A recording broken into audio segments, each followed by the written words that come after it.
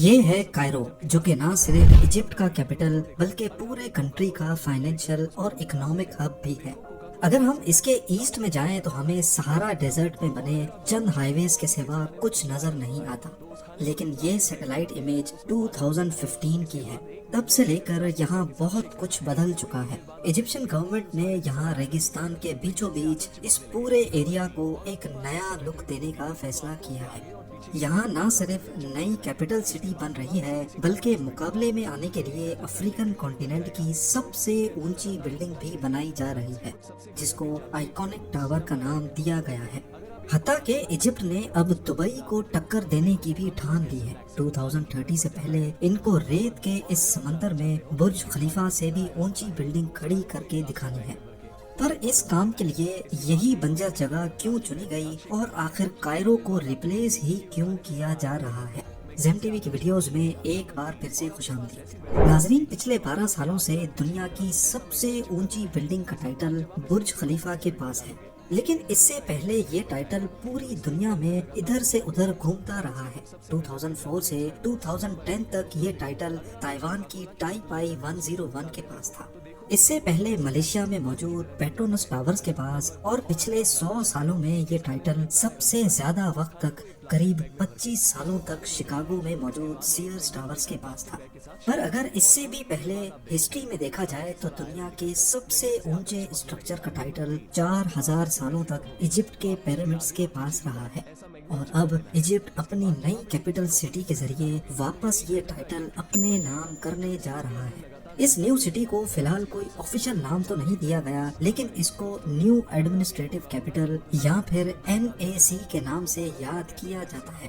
Countries کا نئے سرے سے پورے کے پورے شہر بنانے میں کوئی نئی بات نہیں ہے، اور کئی کنٹریز تو پہلے بھی اپنے کیپٹل سٹی چینج کر چکی ہیں۔ 2024 میں انڈونیشیا اپنا نیا کیپٹل نوسنتارا کے نام سے لانچ کر کے جکارتا کو ریپلیس کرنے والا ہے، کیونکہ جکارتا دن بدن ڈوب رہا ہے۔ دوسری طرف ساؤتھ کوریا بڑھتے ہوئے سی لیول کو دیکھتے ہوئے ایک پوری فلوٹنگ سٹی بنا رہا ہے۔ لیکن ایجپٹ کے NAC کو بنانے کے پیچھے کئی ریزنز ہیں، جن میں سب سے بڑا ٹریفک ایشو ہے۔ کائرو کو دنیا کی سب سے زیادہ بھیڑ بھاڑ والی سٹیز میں شمار کیا جاتا ہے۔ گوگل لائیو ٹریفک ڈیٹا میں کائرو سٹی کو دیکھا جائے تو صبح کے وقت بھی یہاں کی 90% روڈز پہ آپ کو ٹریفک جیم ملے گا۔ صرف کائرو کے آؤٹسکرٹس میں کچھ ہائی ویز یا ایکسپریس ویز ایسے ہیں جہاں ہمیں کوئی جیم نظر نہیں آ رہا، باقی پورا شہر ہی یا تو ریڈ یا پھر اورنج روڈز شو کر رہا ہے۔ اب ایسا ہونے کی وجہ کیا ہے؟ اصل میں ایجپٹ کی 104 ملین پاپولیشن ہے، لیکن حیرت انگیز طور پہ اس کی 25% پاپولیشن صرف اس حصے میں رہتی ہے جہاں ہمیں ہریالی نظر آ رہی ہے۔ ظاہر ہے وہ اور جائیں گے بھی کہاں؟ دنیا کا دستور ہے کہ پاپولیشن آبادی صرف وہیں ہوتی ہے جہاں پانی ہوتا ہے۔ ایجپٹ کا 90% ایریا بنجر اور ویران صحرا سے گھیرا ہوا ہے، جہاں پانی کا نام و نشان بھی نہیں ملتا۔ صرف نائل ریور ہے جس کے آس پاس پاپولیشن ملتی ہے۔ یہ نائل ریور ایتھیوپیا اور سوڈان سے ہوتی ہوئی ایجپٹ میں داخل ہوتی ہے، اور پھر میڈیٹرینین سی میں گرنے سے پہلے ایجپٹ کے نارتھ میں آ کر ملٹیپل کینالز میں اسپلٹ ہو جاتی ہے۔ یہی وجہ ہے کہ ایجپٹ کے نارتھ میں ایگریکلچر لینڈ اور پاپولیشن سب سے زیادہ پائی جاتی ہے۔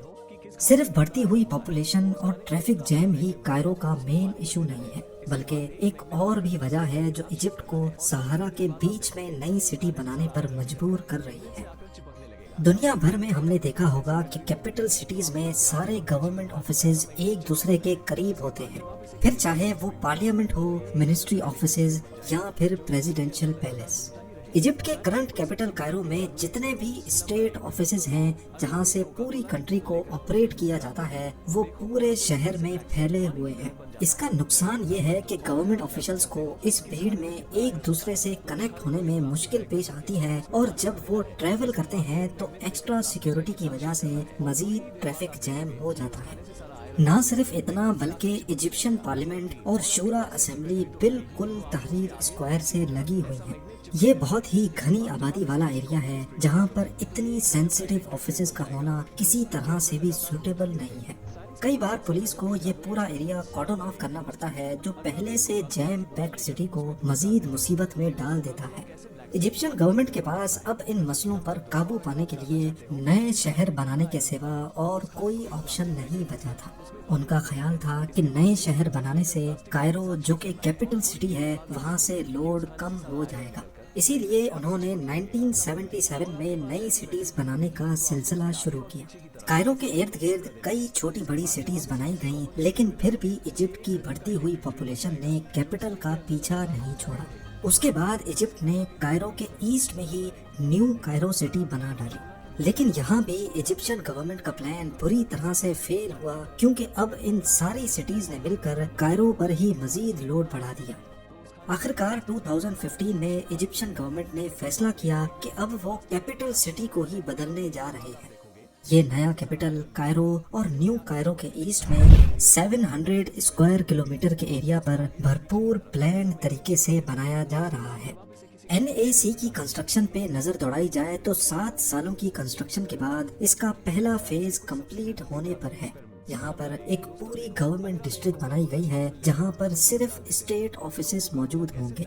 कायरो से पुराने ऑफिसेज पूरी तरह से यहाँ शिफ्ट हो जाएंगे। ऑफिशियल मिनिस्ट्रीज और नई पार्लियामेंट बिल्डिंग के साथ साथ यहाँ बहुत ही आलीशान रेजिडेंशियल पैलेस भी बनाया जा रहा है। गवर्नमेंट डिस्ट्रिक्ट के अलावा अल्ट्रा लग्जरी रेजिडेंशियल जोन भी इस कैपिटल का हिस्सा होंगे। 90,000 seating capacity stadium, 40,000 room hotel और एक थीम पार्क भी बनाया जा रहा है, जो डिज्नीलैंड से 4 टाइम्स बड़ा होगा। इसके साथ साथ solar energy farms, electric railway system जो न्यू कैपिटल को कायरो से कनेक्ट करेगा, और एक पूरा नया इंटरनेशनल एयरपोर्ट भी इसी प्रोजेक्ट का हिस्सा है।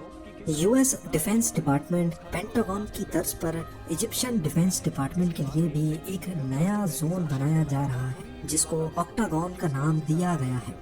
सिर्फ इस ऑक्टागन का डायामीटर 6.5 किलोमीटर है, जो किसी आलीशान मिलिट्री हेडक्वार्टर से कम नहीं है। अगर बात की जाए मस्जिदों की, तो NAC में 17,000 नमाजियों के लिए अल फतह अल अली मॉस्क भी बनाई गई है, जो इजिप्ट की सबसे बड़ी मस्जिद है। पूरे मिडिल ईस्ट का सबसे बड़ा कैथीड्रल भी यहीं पर कंस्ट्रक्ट किया जा रहा है। इन सब चीजों के अलावा अट्रैक्शन के लिए यहाँ इंटरनेशनल फाइनेंशियल हब भी बनाया जा रहा है, जिसमें अफ्रीका की सबसे ऊंची बिल्डिंग आइकॉनिक टावर पे तेजी से काम चल रहा है। 77 फ्लोर्स ऊंचा ये टावर कंप्लीट होने के बाद 1292 फीट लंबा होगा, और ये सब तो सिर्फ एक शुरुआत है, क्योंकि इजिप्ट ने दुबई को टक्कर देने के लिए दुनिया की सबसे ऊंची बिल्डिंग बनाने का मास्टर प्लान भी तैयार कर लिया है। ये ओबेलिस्को के नाम से दुनिया को टक्कर देने वाली है, जिसका डिजाइन एंशिएंट इजिप्शियन ओबेलिस्क के तर्ज पर बनाया गया है। इसको 2030 से पहले कंप्लीट किया जाएगा, जो अगर कामयाब हो गई तो ये 1000 मीटर बड़ी दुनिया की सबसे ऊंची बिल्डिंग कहलाई जाएगी, जबकि बुर्ज खलीफा की ऊंचाई 828 मीटर है। इस बंजर वीरान सहारा में हरियाली और फ्रेश लुक देने के लिए NAC में एक जायंट रिक्रिएशनल पार्क बनाने का फैसला भी किया गया है। इसका साइज इतना बड़ा है कि ये NAC के एक कोने से शुरू होकर दूसरे पे जाकर खत्म होता है। इसकी साइज का कंपैरिजन किया जाए तो ये न्यूयॉर्क सेंट्रल पार्क से 6 टाइम्स बड़ा होगा।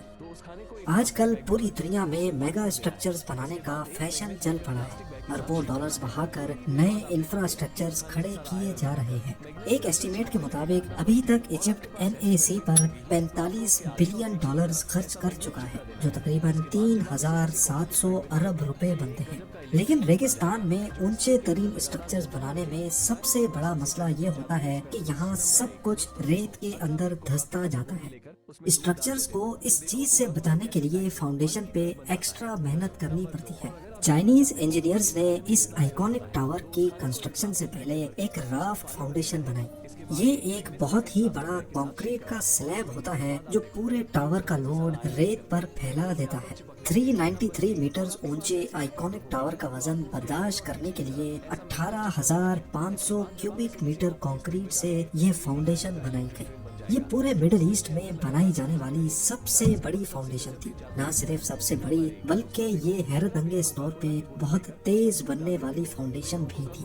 صرف 38 آورز میں انجینئرز نے 18,500 کیوبک میٹر کنکریٹ ڈال کر ایک نیا ورلڈ ریکارڈ بھی بنا لیا. فاؤنڈیشن کے بعد 77 اسٹوریز کو بھی انتہائی تیزی سے صرف ایک سال کے اندر کھڑا کر لیا گیا. آئیکونک ٹاور کو 2023 کے فرسٹ ہاف میں لانچ کرنے کا ارادہ کیا جا رہا ہے. ایجپٹ اپنا کھویا ہوا ٹائٹل دنیا سے چھیننے کی دوڑ میں